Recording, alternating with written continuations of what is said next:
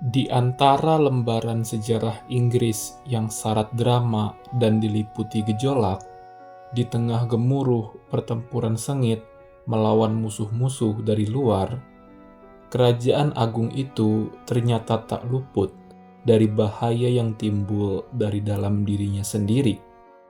Salah satu babak tergelap dari konflik internal tersebut adalah sebuah perang saudara besar yang pecah antara dua cabang utama keluarga kerajaan Inggris, Wangsa Lancaster yang berlambang mawar merah dan Wangsa York yang berlambang mawar putih sebagai simbolnya. Pertikaian berdarah ini kemudian dikenal dalam sejarah sebagai Perang Mawar, sebuah rangkaian bentrokan dinasti yang berlangsung selama lebih dari 3 dekade. Sekarang kita akan menelisik konflik besar ini dan mencoba memahami kondisi perang besar dan menentukan ini.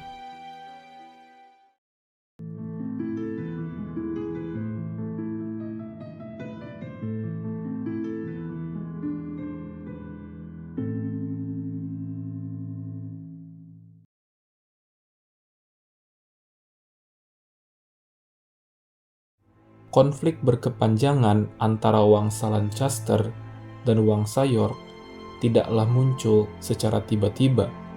Ia tumbuh perlahan dari akar dalam sejarah pewarisan tahta Inggris yang rumit dan penuh persaingan, khususnya setelah wafatnya Raja Edward III pada tahun 1377.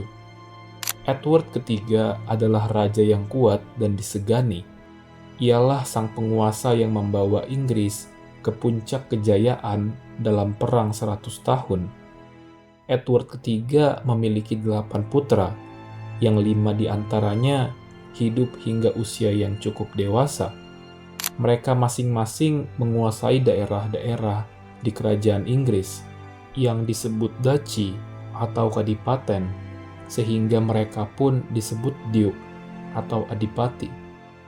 Mereka antara lain Edward the Black Prince, Lionel of Antwerp, Duke of Clarence, John of Gaunt, Duke of Lancaster, Edmund of Langley, Duke of York, dan Thomas of Woodstock, Duke of Gloucester. Kelima orang inilah yang akan berselisih tentang siapa yang seharusnya dan pantas menggantikan Raja Edward III. Semua konflik ini dimulai setelah Raja Edward III meninggal dunia pada 1377. Sesuai aturan kerajaan, yang seharusnya menjadi raja berikutnya adalah Edward the Black Prince, putra sulung Raja Edward III. Namun, ia sudah terlebih dahulu meninggal dunia, sehingga tahta kerajaan diwariskan kepada anaknya, Richard II, yang adalah cucu Raja Edward III. Namun, Richard II naik tahta pada usia 10 tahun.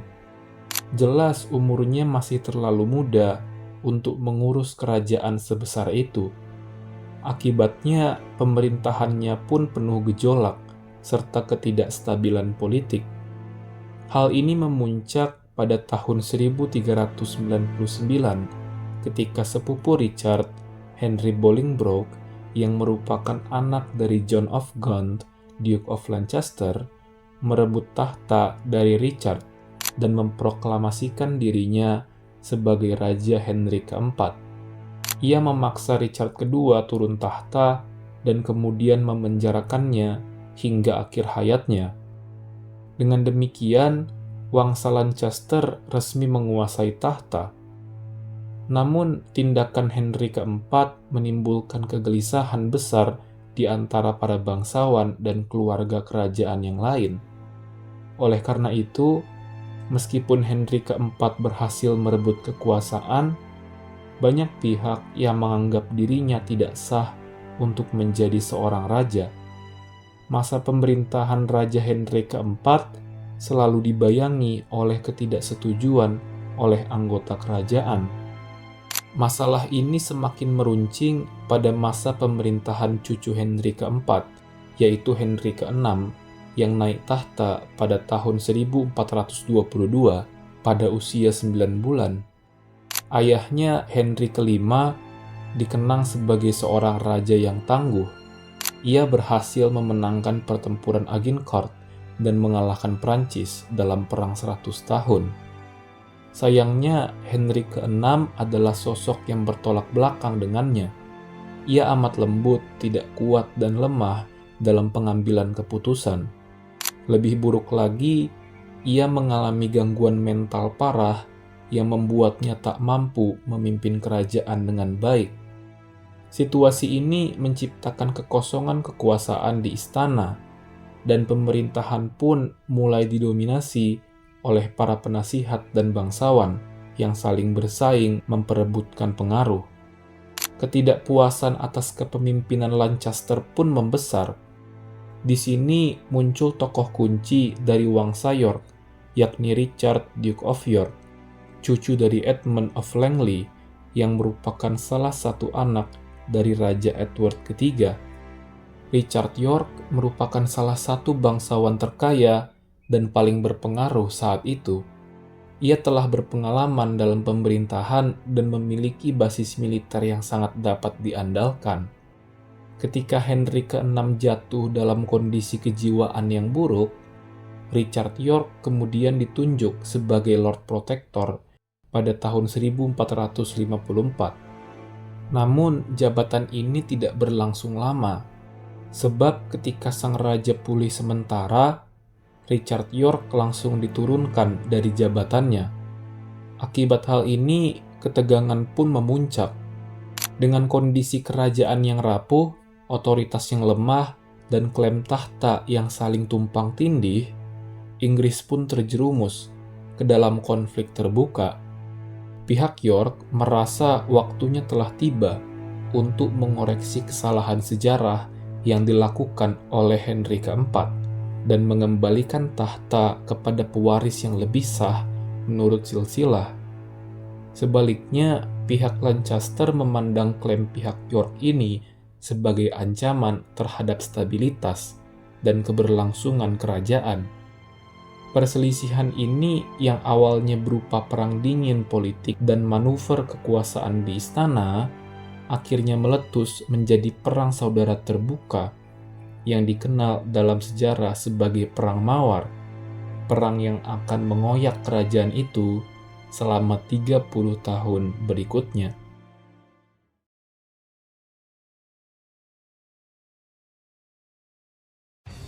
Setelah bertahun-tahun ketegangan politik yang begitu parah, perang saudara akhirnya meledak dalam perlawanan terbuka.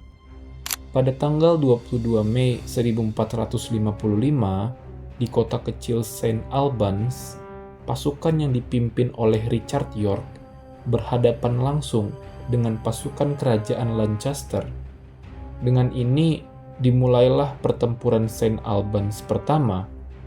Richard York dengan dukungan tokoh-tokoh berpengaruh seperti Richard Neville, Earl of Warwick, berhasil mengalahkan pasukan Lancaster. Dalam pertempuran ini, tokoh utama Lancaster, Edmund Beaufort, tewas di medan laga. Bahkan Raja Henry ke-6 sendiri terluka dan ditawan oleh pasukan York, lalu dibawa ke London sebagai simbol kekalahan kubu kerajaan. Namun, meskipun memiliki posisi yang sangat kuat, Richard York tidak langsung memahkotai dirinya. Ia memilih langkah yang lebih berhati-hati dengan menerima jabatan sebagai Lord Protector, yaitu pemegang kekuasaan pemerintahan atas nama raja yang tidak mampu menjalankan tugasnya karena kondisi kesehatan yang lemah.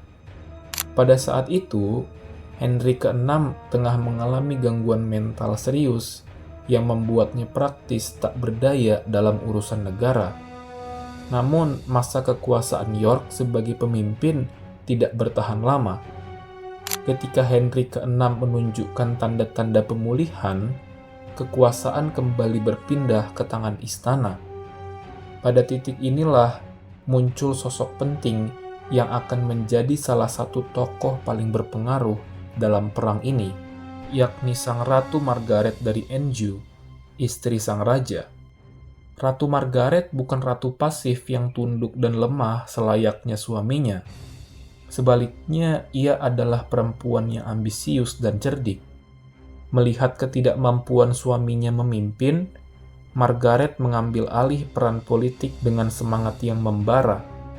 Ia bertekad mempertahankan mahkota bagi putranya, Pangeran Edward of Westminster, dan melihat Richard York sebagai ancaman nyata terhadap garis keturunannya.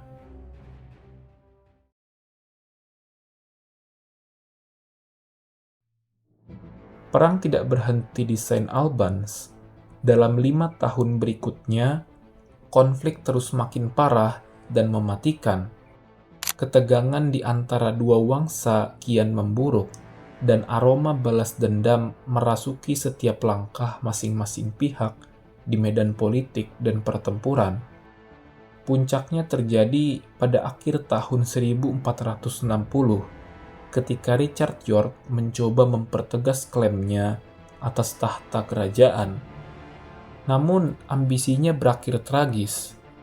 Pada bulan Desember tahun itu, pasukan York dikalahkan dalam pertempuran Wakefield. Richard yang mungkin terlalu percaya diri dan meremehkan lawannya, terbunuh dalam pertempuran.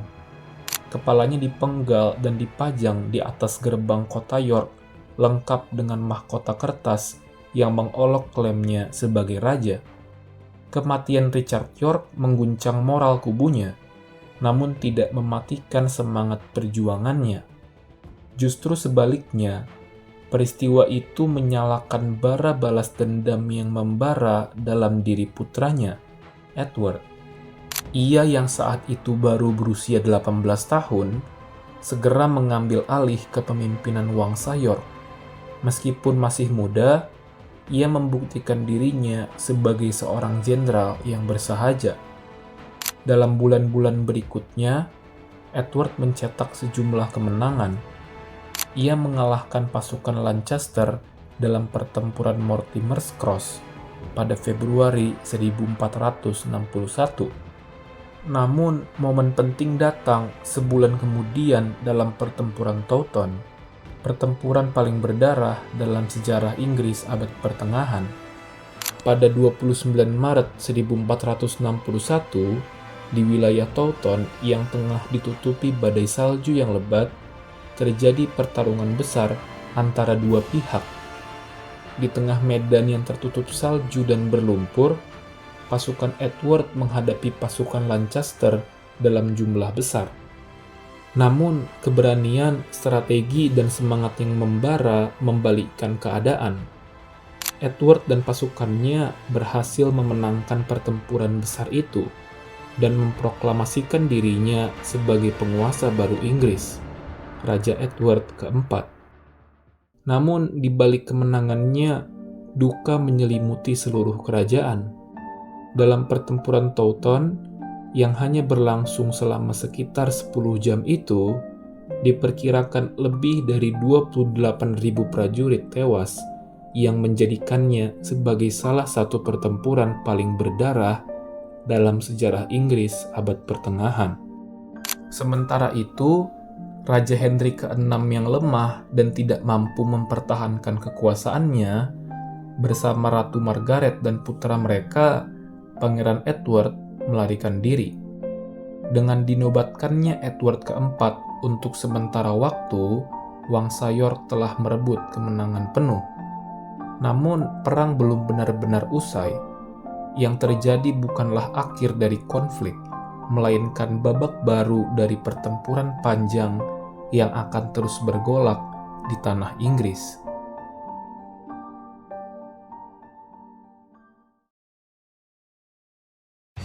Meskipun Edward keempat berhasil naik tahta sebagai Raja Inggris setelah kemenangan besar di Teuton, kedamaian yang diharapkan ternyata tak kunjung datang.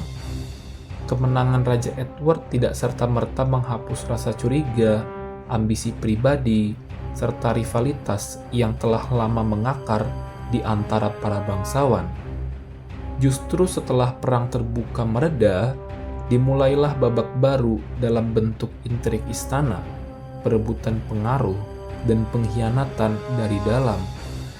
Salah satu tokoh yang paling mencolok pada masa ini adalah Richard Neville, Earl of Warwick, yang berhubungan baik dengan Raja Edward yang sempat dibahas sebelumnya.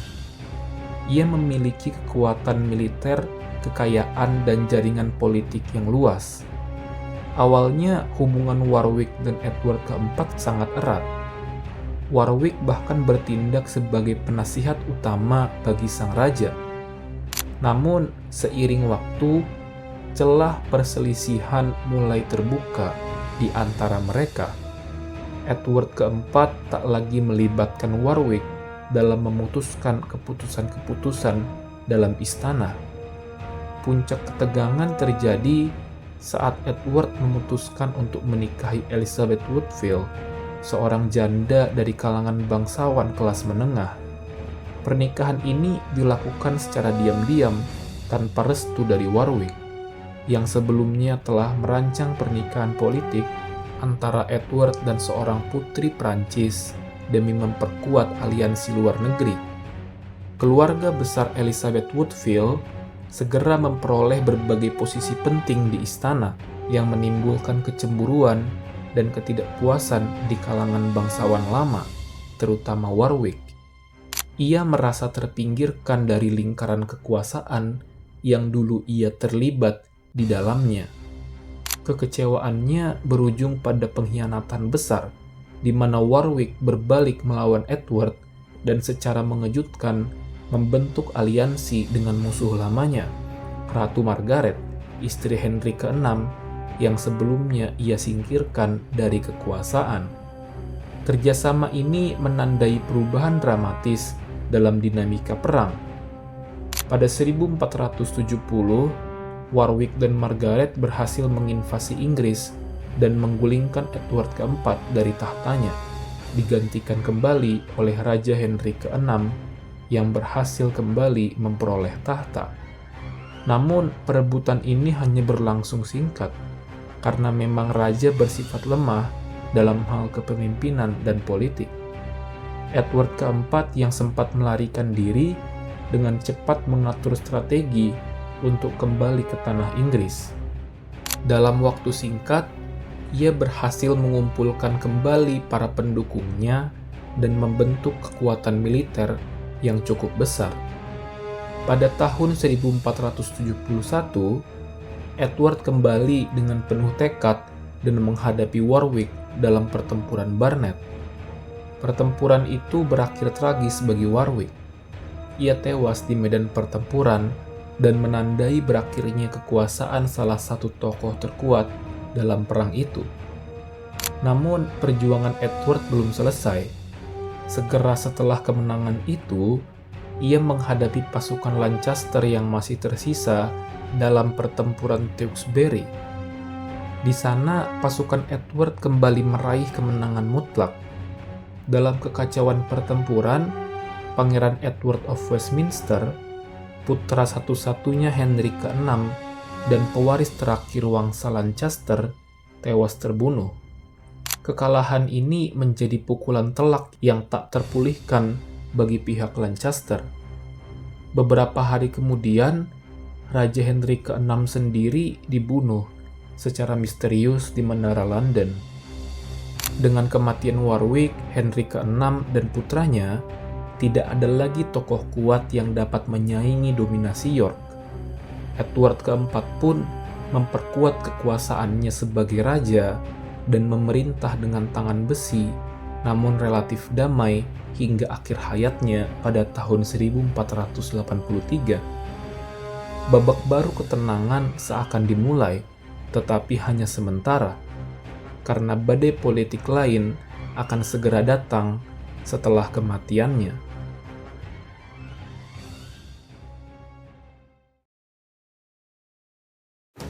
Kematian Raja Edward keempat pada tahun 1483 bukan hanya mengakhiri masa pemerintahan yang relatif damai, tetapi juga membuka kembali jurang perselisihan dalam keluarga kerajaan.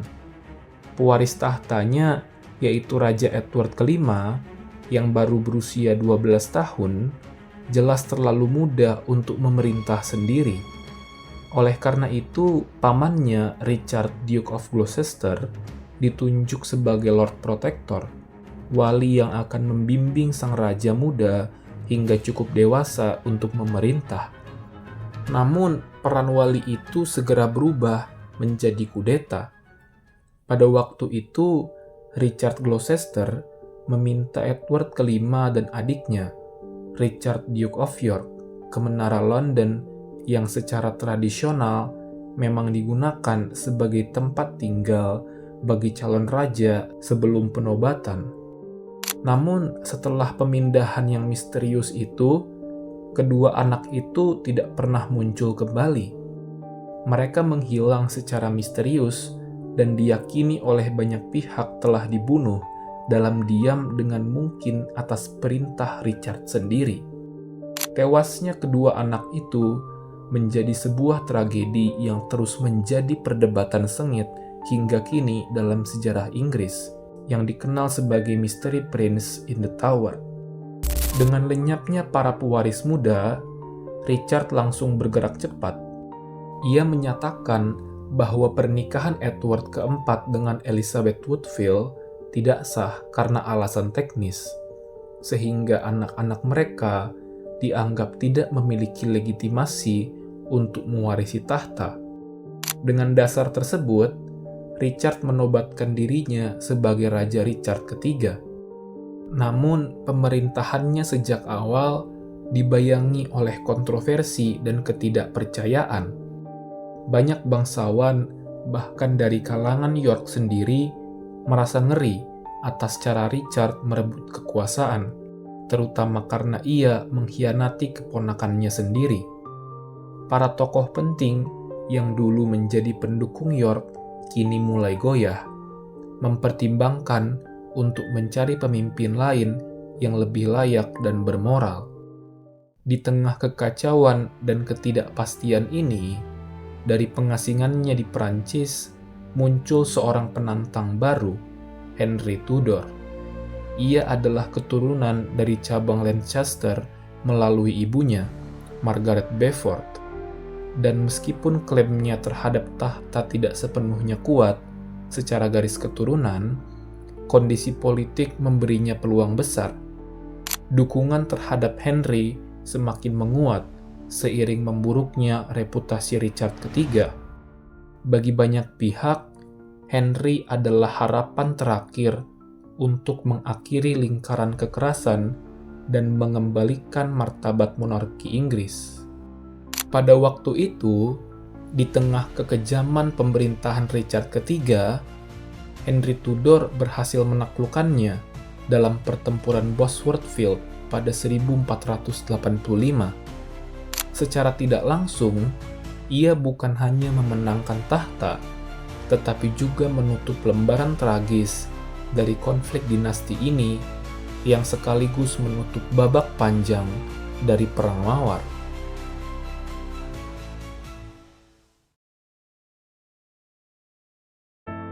Perang Mawar tidak hanya meninggalkan jejak darah di medan tempur, tetapi juga luka dalam tatanan politik, sosial, dan budaya Inggris.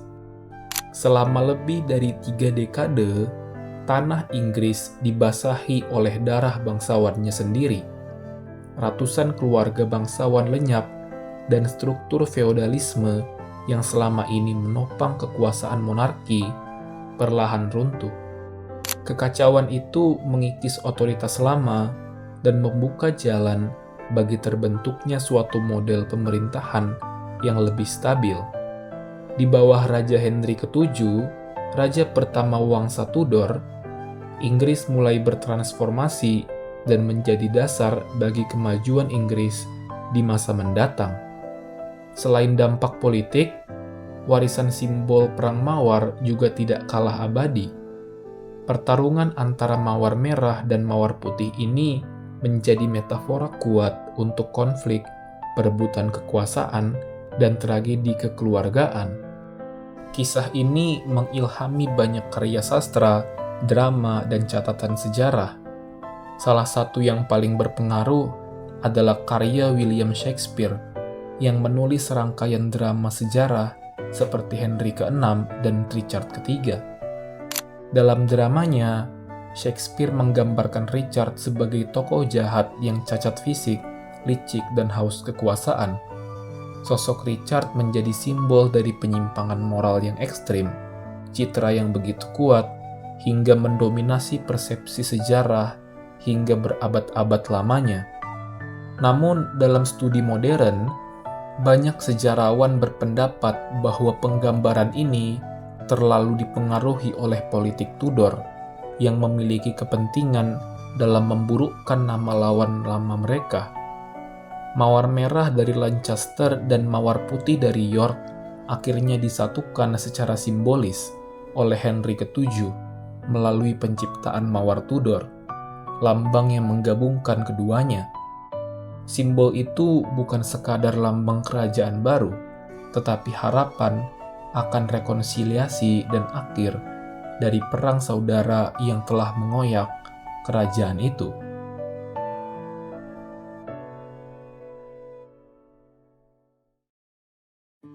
Perang Mawar bukanlah sekadar kisah tentang dua mawar atau dua rumah bangsawan yang berselisih. Ia adalah sebuah senandung kelam tentang ambisi tanpa batas, pengkhianatan dalam lingkaran keluarga, dan pertumpahan darah demi mahkota. Ia menggambarkan masa di mana tahta Inggris diperebutkan seperti permainan dadu, di mana anak-anak raja bisa dibunuh karena menjadi ancaman politik, dan di mana masa depan bangsa ditentukan oleh kekuatan pedang, bukan hukum dan akal yang rasional. Setiap pertempuran selama perang ini bukan hanya ajang adu militer, melainkan juga simbol dari krisis legitimasi yang melanda negeri. Ketidakpastian tentang siapa yang sah menjadi raja telah menjerumuskan Inggris ke dalam lingkaran kekacauan yang sulit diputus. Namun, dari titik inilah transformasi besar lahir. Maka, dalam tragedi besar ini, Inggris tidak hanya bertahan, ia terlahir kembali. Dari tanah yang penuh luka, tumbuh tatanan baru yang lebih kokoh. Dari reruntuhan dua mawar, berdiri mahkota tunggal yang membawa Inggris ke masa depannya.